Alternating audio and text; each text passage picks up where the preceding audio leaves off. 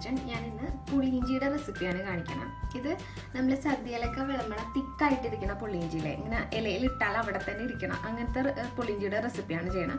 അതുകൊണ്ട് തന്നെ ഇതിൽ ഒരുപാട് ഇഞ്ചി എടുക്കുന്നില്ല. ഇതിൽ ഇഞ്ചിയുടെ ടേസ്റ്റ്, പുളിയുടെ ടേസ്റ്റ്, മധുരത്തിൻ്റെ ടേസ്റ്റ് എല്ലാം കൂടി ഉള്ളൊരു ബാലൻസ് ടേസ്റ്റാണ് ഇതിനുള്ളത്. അപ്പോൾ ഞാനിപ്പോൾ ഒരു ബൗൾ ഇഞ്ചി എടുത്തിട്ടുണ്ട്. ഇവിടെ അതിലേക്ക് 200 ഗ്രാമിൻ്റെ ഒരു പാക്കറ്റ് കോൽപ്പുളി എടുത്തിട്ടുണ്ട്. കോൽപ്പുള്ളിയുടെ പുളി ഞാൻ കൂടുതലും നാട്ടിൽ നിന്ന് കൊണ്ടുവന്ന പുളി തീർന്നാൽ പിന്നെ എടുക്കണത് ഈസ്റ്റേണിൻ്റെ പുളിയാണ് വാങ്ങാറ്. കാരണം ഇതിലധികം അഴുക്കൊന്നും ഉണ്ടാവാറില്ല. നമ്മൾ പുളി എടുക്കുമ്പോൾ അഴുക്കുള്ള പുളിയാണ് എടുക്കണമെന്നുണ്ടെങ്കിൽ ഒരു പ്രശ്നം പറ്റും. ആ പുളിയുടെ ഒരു അഴുക്കിൻ്റെയും കച്ചറയുടെയൊക്കെ ചൊവ ഈ പുളിവെള്ളത്തിലേക്ക് ഇറങ്ങും. അപ്പോൾ എന്താ വെച്ചാൽ ഈ പുളിക്ക് ഒരു കട്ടിപ്പ് ടേസ്റ്റ് വരും. അപ്പോൾ പുളി എപ്പോഴും നല്ല പുളി നോക്കി എടുക്കണം. പിന്നെ അതിലേക്ക് ഒരു 7 പച്ചമുളക് നീളത്തിൽ അരിഞ്ഞു വെച്ചിട്ടുണ്ട്. പിന്നെ ഒരു വലിയ പീസ് ശർക്കര എടുത്തിട്ടുണ്ട്. ഞാനിപ്പോൾ ഇത് സ്ഥിരം ഉപയോഗിക്കുന്ന ശർക്കര ആയതുകൊണ്ട് ഇതിൽ ഒട്ടും അഴുക്കില്ല. അതുകൊണ്ടാണ് ഞാനിത് പീസായിട്ട് തന്നെയാണ് പുളിയിഞ്ചിയിലേക്ക് ഇടുന്നത്. നിങ്ങൾ ഉപയോഗിക്കുന്ന ശർക്കരയിൽ അഴുക്കുള്ളതാണെന്നുണ്ടെങ്കിൽ നിങ്ങൾ കുറച്ച് വെള്ളത്തിൽ അത് അരിച്ചിട്ട് വേണം ഒഴിക്കാനായിട്ട്. പിന്നെ പൊടികൾ മുളക് പൊടി, ഉപ്പ്, മഞ്ഞൾപ്പൊടി, കായം 1/2 ടീസ്പൂൺ കായം എടുത്തിട്ടുണ്ട്. മഞ്ഞൾപ്പൊടി ഒരു 3/4 ടീസ്പൂണ്, ആവശ്യത്തിനുള്ള ഉപ്പ്, മുളക് പൊടി ഒരു 1.5 ടീസ്പൂൺ, ഇത്രയാണ് എടുത്തിട്ടുള്ളത്. അപ്പോൾ നമുക്ക് ഇനി എങ്ങനെ പുളിയിഞ്ചി ഉണ്ടാക്കണമെന്ന് നോക്കാം. അപ്പോൾ അതിന് വേണ്ടിയിട്ട് ആദ്യം തന്നെ നമ്മുടെ വാളംപുളി ഒന്ന് വെള്ളത്തിലിട്ടിട്ട് നന്നായിട്ട് കുറച്ചധികം വെള്ളത്തിൽ പിഴിഞ്ഞെടുക്കണം. അപ്പോൾ ഞാൻ വാളംപുളി ആദ്യം പിഴിഞ്ഞെടുത്തിട്ട് നമുക്ക് ബാക്കി പ്രൊസീജിയർ നോക്കാം. ഇപ്പോൾ ഞാൻ പുളിയുടെ വെള്ളം നന്നായിട്ട് പിഴിഞ്ഞെടുത്തിട്ടുണ്ട്. ഇത് ഒരു പ്രാവശ്യമല്ല പിഴിഞ്ഞത്, 1-2 പ്രാവശ്യം പിഴിഞ്ഞെടുത്തിട്ടുണ്ട്. അതുകൊണ്ട് കുറച്ച് ലൂസായിട്ടുള്ള വെള്ളമായിട്ടാണ് ഇരിക്കുന്നത്. അപ്പോൾ എന്താണെന്ന് വെച്ചിട്ടുണ്ടെങ്കിൽ ഇങ്ങനെ പിഴിയുമ്പോൾ ഈ പുളി വെള്ളം പറ്റി വരുമ്പോൾ ഈ പുളിയുടെ ചൊവയൊക്കെ നന്നായിട്ട്, ഈ പച്ചച്ചൊവയൊക്കെ നന്നായിട്ട് മാറി കിട്ടും. അപ്പോൾ കുറച്ച് ലൂസായിട്ടാണ് ഞാൻ പിഴിഞ്ഞെടുത്തിട്ടുള്ളത്. ഇനി ഇതിലേക്ക് ഞാൻ പറഞ്ഞ മുളക് പൊടി, ഉപ്പ്, മഞ്ഞൾപ്പൊടി, കായം എല്ലാവരും ഒരുമിച്ച് തന്നെ ഇട്ട് കൊടുക്കുകയാണ് കേട്ടോ. എല്ലാ പൊടികളും ഈ പുളിവെള്ളത്തിലേക്ക് ഇട്ട് കൊടുക്കുകയാണ്. ഞാൻ ജസ്റ്റ് ഗ്യാസ് ഓണാക്കിയിട്ടുണ്ട്. തിളച്ചിട്ടൊന്നുമില്ല, ചൂടായിട്ട് പോലും ഇല്ല. ജസ്റ്റ് എൻ്റെ ഹോട്ട് പ്ലേറ്റ് ആയതുകൊണ്ട് പെട്ടെന്ന് ഇതാവാത്തതുകൊണ്ട് എല്ലാ പൊടിയും ഇട്ട് കൊടുത്തിട്ടുണ്ട്. നന്നായിട്ടൊന്ന് ഇളക്കി കൊടുക്കാം. ഇനി ഇതിൻ്റെ ഒപ്പം തന്നെ നമ്മൾ എടുത്തു വെച്ചൊരു 7 പച്ചമുളക് നീളത്തിൽ അരിഞ്ഞതുണ്ടല്ലോ, അതും ഇട്ട് കൊടുക്കാം. അപ്പം പച്ചമുളക്, പുളിവെള്ളം, മുളക് പൊടി, കായം, ഉപ്പ്, മഞ്ഞൾപ്പൊടി, ഇത്രയും സംഭവങ്ങളെല്ലാം കൂടി നമ്മൾ ഒരുമിച്ചിട്ടിട്ടുണ്ട്. ഇനി ഈ പുളിവെള്ളം ഉണ്ടല്ലോ കിടന്നിങ്ങനെ തിളയ്ക്കണം. തിളച്ച് ഇതൊരുവിധം വറ്റി വരുമ്പോഴാണ് നമ്മൾ ഇഞ്ചി വറുത്തിട്ട് പൊടിച്ചിതിലേക്ക് ചേർത്ത് കൊടുക്കണത്. അപ്പോൾ ഇതെന്ന് പറഞ്ഞാൽ ശരിക്കും പറഞ്ഞാൽ വലിയ പണിയൊന്നുമില്ല. ഈ പുളി പിഴിഞ്ഞു കഴിഞ്ഞാൽ പിന്നെ ഇത് തന്നെ കിടന്നിങ്ങനെ വറ്റി വരും. ഇഞ്ചി കുറച്ച് ആ സമയം കൊണ്ട് നമുക്ക് വറുത്തെടുത്ത് പൊടിച്ച് ചേർത്ത് കൊടുക്കാൻ പറ്റും. അപ്പോൾ ശരിക്കും പറഞ്ഞാൽ എളുപ്പം ഉണ്ടാക്കാൻ പറ്റുന്നതാണ്. നല്ല ടേസ്റ്റുള്ള ഒരു റെസിപ്പിയാണ്. പിന്നെ എനിക്ക് ഈ റെസിപ്പി കിട്ടിയതെന്ന് വെച്ചിട്ടുണ്ടെങ്കിൽ പഴയ മോഹനൻ നമ്പൂതിരി എന്നൊക്കെ പറഞ്ഞിട്ട് കലോത്സവവും കല്യാണമൊക്കെ വലിയ സദ്യകളൊക്കെ ചെയ്യണ ഭയങ്കര ഫേമസ് ആയിട്ടുള്ളൊരു ബുക്കുണ്ട്, എല്ലാവർക്കും അറിയാൻ പറ്റും. അപ്പോൾ പുള്ളിയുടെ ഒരു വീഡിയോ എന്നാണ് എനിക്ക് ഈ റെസിപ്പി കിട്ടിയത്. അപ്പോൾ ഞാൻ അതിനുശേഷം എപ്പോഴും ഈ ടേസ്റ്റിലാണ് പുളിയിഞ്ചി ഉണ്ടാക്കണത്. എനിക്ക് എല്ലാവർക്കും നല്ല ഇഷ്ടമുള്ള റെസിപ്പിയാണ്. നിങ്ങളെല്ലാവരും ഇത് ട്രൈ ചെയ്ത് നോക്കണം കേട്ടോ. അപ്പോൾ നമ്മുടെ പുളിവെള്ളം തിളയ്ക്കുന്ന സമയം കൊണ്ട് നമുക്ക് ഇഞ്ചി വറുത്തെടുക്കാം. അപ്പോൾ പുളി ജസ്റ്റ് ഒന്ന് ചൂടായി തിളച്ച് വരുമ്പോഴാണ് നമ്മൾ ശർക്കര ഇട്ട് കൊടുക്കണം. അപ്പോൾ അതുവരെ ഈ പുളിവെള്ളം ഒന്ന് ചൂടായി തിളയ്ക്കട്ടെ. ഇപ്പോൾ ഞാൻ പുളിവെള്ളം സൈഡിൽ തിളക്കാൻ വെച്ചിട്ടുണ്ട്. ആ സമയം കൊണ്ട് നമുക്ക് ഇഞ്ചി വറുത്തെടുക്കാം. ഈ ഇഞ്ചി എന്ന് പറയുന്നത് നീളത്തിൽ അരിഞ്ഞു വെച്ചിരിക്കുകയാണ്, കനം കുറച്ചിട്ട്. പിന്നെ ഈ ഇഞ്ചിയിലുണ്ടല്ലോ ഒരു പശ ഉണ്ടാവും. ഈ പശ പോകാൻ വേണ്ടിയിട്ട് നമ്മൾ ഉപ്പിട്ടിട്ട് ഇഞ്ചി നന്നായിട്ട് കഴുകിയെടുക്കാം. 1-2 പ്രാവശ്യം കഴുകിയെടുക്കണം നല്ലത്. എന്ന് വെച്ചാൽ വെള്ളം കളഞ്ഞെടുക്കാം. ഇപ്പം എണ്ണ നന്നായിട്ട് ചൂടായിട്ട് നമുക്ക് ഇഞ്ചി വറക്കാൻ ഇട്ട് കൊടുക്കാം.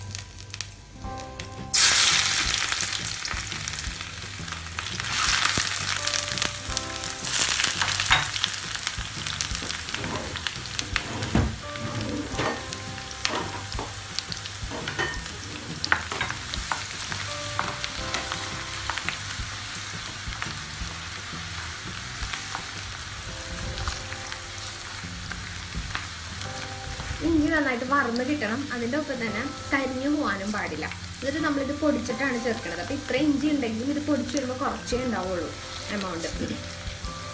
അപ്പോൾ നിങ്ങൾക്കിപ്പോൾ ഇതിൻ്റെ പ്രൊസീജിയർ ഞാൻ പറഞ്ഞുതരാം. ഇപ്പം നിങ്ങളുടെ ടേസ്റ്റ് അനുസരിച്ചിട്ട് ഇപ്പോൾ ഇഞ്ചിയുടെ കുത്ത് നിങ്ങൾക്ക് കൂടുതൽ ഇഷ്ടമാണെന്നുണ്ടെങ്കിൽ ഇഞ്ചിയുടെ അളവ് നിങ്ങൾ കൂട്ടിയെടുത്തോളൂ കേട്ടോ.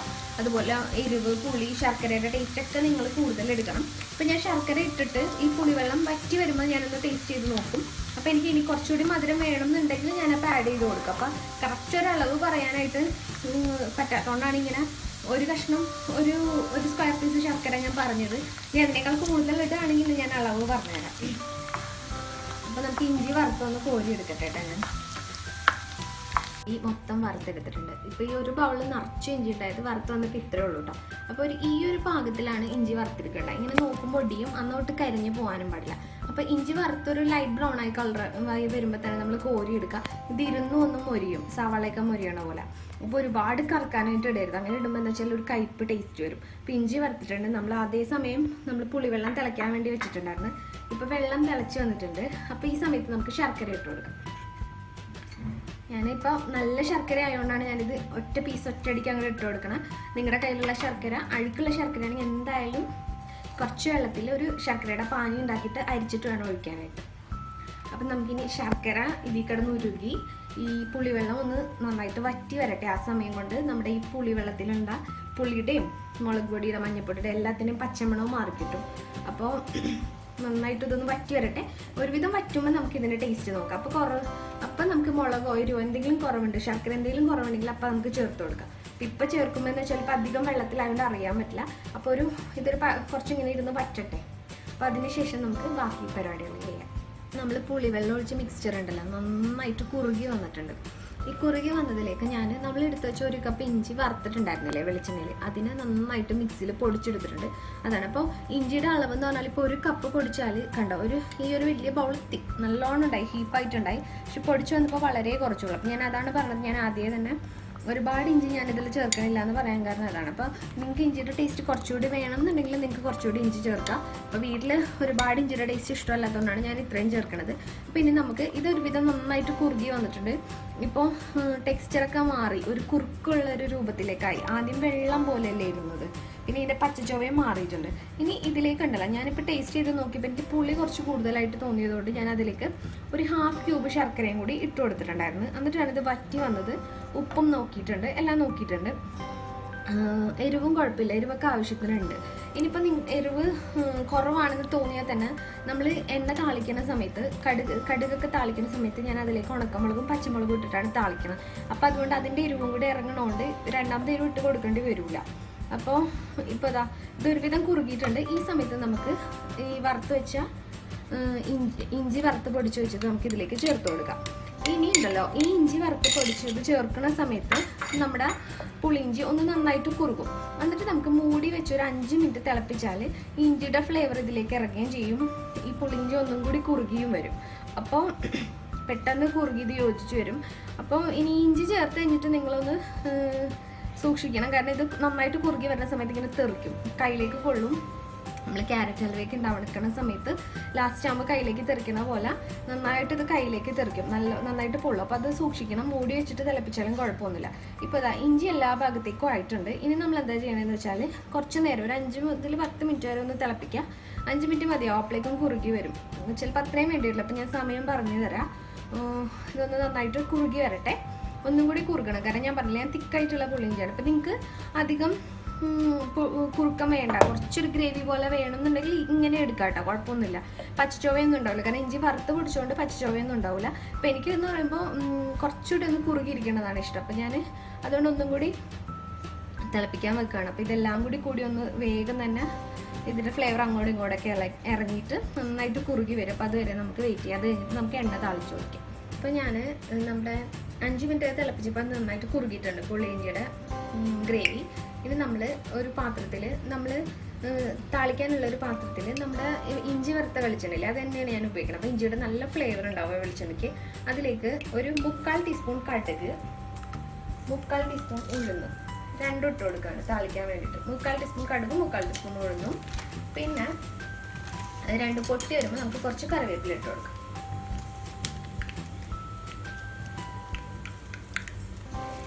കടുക് പൊട്ടിയിട്ടോ, ഒന്നും പൊട്ടിക്കൊണ്ടിരിക്കുന്നുണ്ട്. ഈ സമയത്ത് കുറച്ച് കറിവേപ്പില ഇട്ട് കൊടുക്കാം. പിന്നെ ഒരു 3 ഉണക്കമുളക് ഇട്ട് കൊടുക്കാം. 3 ഉണക്കമുളക്, പിന്നെ ഒരു 3 പച്ചമുളക് ഇങ്ങനെ കീറിയിട്ട്, ഇങ്ങനെ ഫുള്ളായിട്ട് വെടിയിക്കേണ്ട, കീറണം. അങ്ങനെ ഇട്ട് കൊടുക്കാം. ഈ പച്ചമുളക് ഒന്ന് മൊരിഞ്ഞ് വരണം. ഇത് 3 ആയിക്കഴിഞ്ഞാൽ നമുക്കിത് ഈ എണ്ണ നമ്മുടെ പുളിയിഞ്ചിയിലേക്ക് ഒഴിച്ചു കൊടുക്കും. ഈ പുളിയിഞ്ചി ഉണ്ടല്ലോ കുറേ ദിവസം കേട് വരാതെ പുറത്തിരിക്കട്ടോ, ഒന്നും പറ്റില്ല. ഒരു കുഴപ്പം വരില്ല. അപ്പോൾ ഞാൻ എപ്പോഴും ഉണ്ടാക്കുമ്പോൾ കുറച്ചധികം ഉണ്ടാക്കി വെക്കലാണ്. അപ്പോൾ കുറച്ച് നാൾ ഇരിക്കുമ്പോൾ ഉപയോഗിക്കാമല്ലോ. അപ്പോൾ അതുകൊണ്ടാണ് ഇത്ര എമൗണ്ട് ഉണ്ടാക്കിയത്. പിന്നെ ഈ പുളിവെള്ളം ഇത്ര എടുത്താലും വറ്റി വരുമ്പോൾ കുറച്ചേ ഉണ്ടാവുള്ളൂ. അപ്പോൾ ഞാൻ പറഞ്ഞ പോലെ തന്നെ ഇഞ്ചിയുടെയും ശർക്കരയുടെ ഇഞ്ചിയുടെ എല്ലാത്തിൻ്റെ ടേസ്റ്റ് നിങ്ങളുടെ ടേസ്റ്റ് അനുസരിച്ച് അഡ്ജസ്റ്റ് ചെയ്യണം.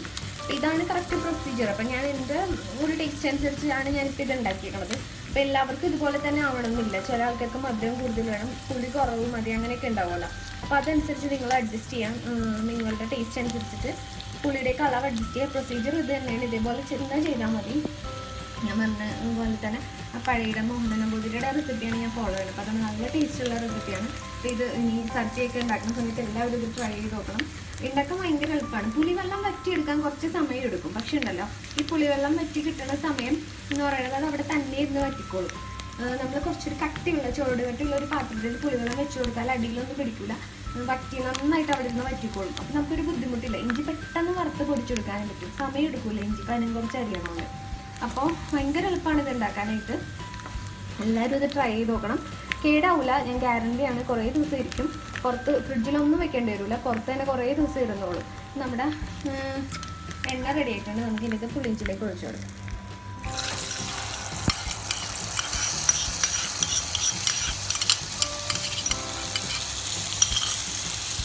ഞാനിത് ഇളക്കണില്ല. കുറച്ച് നേരം ഇങ്ങനെ തന്നെ മൂടി വെച്ചിട്ട് നന്നായിട്ട് വെളിച്ചെണ്ണയിലേക്ക് ഫ്ലേവർ ഈ എണ്ണയിലേക്ക് പുളിയിഞ്ചിലേക്ക് ഇറങ്ങി കഴിഞ്ഞതിന് ശേഷമാണ് ഞാനിത് ഇളക്കുന്നുള്ളൂ. അപ്പോൾ ഒരു 10 മിനിറ്റ് ഞാൻ മൂടി വെക്കാം. നിങ്ങളെല്ലാവരും ഈ റെസിപ്പി ട്രൈ ചെയ്ത് നോക്കണം. വളരെ ടേസ്റ്റുള്ള റെസിപ്പിയാണ്. ഇനി സദ്യയൊക്കെ ഉണ്ടാക്കുന്ന സമയത്ത് എല്ലാവരും ഇത് ചെയ്ത് നോക്കാം. വീണ്ടും നല്ലൊരു റെസിപ്പിയായിട്ട് ഞാൻ വീണ്ടും വരാം. Thank you.